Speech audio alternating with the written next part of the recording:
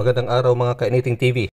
May 2, 8 AM, valid until May 2, 4 PM. Weather update. Ang buong bansa ay apektado po ng easterlies na may partly cloudy skies with isolated rain showers or thunderstorms. Maliban sa Surigao del Sur, Eastern Samar, Panimalayan, Bangabon ng Eastern Mindoro, Infanta ng Quezon, Baler ng Aurora na may cloudy skies at possible scattered rain showers or thunderstorm ngayong umaga. Sa hapon, maulap na rin ang kalangitan ng Ilocos Norte hanggang Baguio, Palawan, Zamboanga Peninsula, Basilan, Sulu, Tawi-Tawi, Lanao, Socsargen, Dahilayan ng Bukidnon at southern part ng Davao de Oro na may posibleng scattered rain showers or thunderstorms. Metro Manila and the rest of the country, mainit po ang panahon.